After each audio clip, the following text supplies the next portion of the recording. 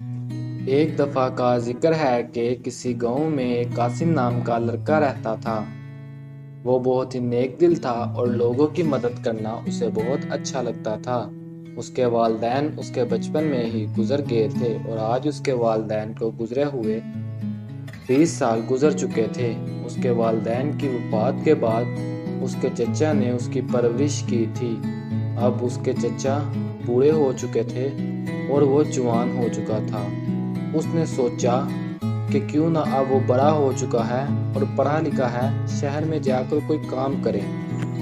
वो अपने चचा के पास गया। चचा, मेरे यहाँ ऐसा है कि मैं करीबी गाँव जाकर कोई काम तलाश कर लूँ ताकि आपका बोझ भी थोड़ा हल्का हो जाए।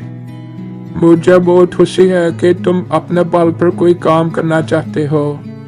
मेरी दुआ है कि अल्लाह तुम्हें जरूर कामयाब करे। बस तुम वहाँ चील लगाकर काम करना। आप फिक्रमंद कीजिए, मैं कल ही रवाना हो जाऊंगा और मुझे उम्मीद है कि मुझे काम जरूर मिल जाएगा।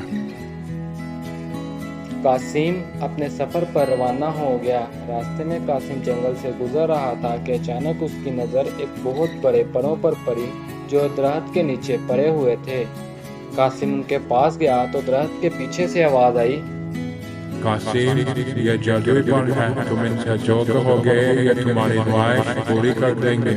तुम इन फलों को अपनी कमर पर जोड़ लो। तुम इन जादुई फलों से अपनी जरूरियात पूरी कर लो और गरीबों की भी मदद कर देना। अगर तुम या कोई और शख्स इन फलों का गलत इस्तेमाल करता है तो ये फल गायब हो जाएंगे।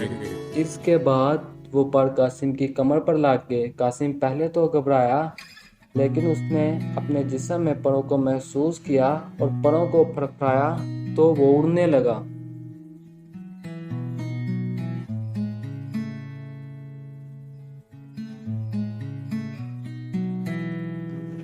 कासिम उड़ता उड़ता एक सहरा में पहुंचा।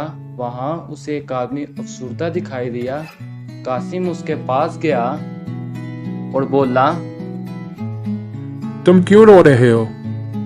मेरा घर नहीं है और मुझे रात इस आसमान के नीचे ही गुजारना पड़ती है। चाहे आंधी आए या बारिश, मेरा कोई ठिकाना नहीं है। कासिम ने हाथ हिलाया तो जादुई परों की ताकत से कासिम के सामने एक घर नमूदार हुआ। आदमी घर को देखकर बहुत खुश हुआ। कासिम उड़कर अपने गांव में पहुंचा तो अपने चचा के पास आकर रुका। उसका चचा उसे देखकर बहुत हैरान हुआ और बोला, ये तुम्हारे जिस्म पर पंख कैसे आए? इस पर कासिम ने अपने चचा को जो कुछ उसके साथ हुआ वो बताया। गांव का एक आदमी पीछे खड़ा होकर ये सब कुछ सुन रहा था। उसके दिल में लालच आया। जब रात को कासिम और उसके चचा सो रहे थे तो ये आदमी चुपके से उनके घर दाखिल हुआ और पर ले लिए और चुपके से वापिस आ गया। जब सुबह हुई तो जादुई पर वहाँ ना थे। कासिम और उसका चचा सोचने लगे कि रात को पर यहीं रखे थे, कहाँ गए। इतनी देर में जिस आदमी ने पर चुराए थे वो आया।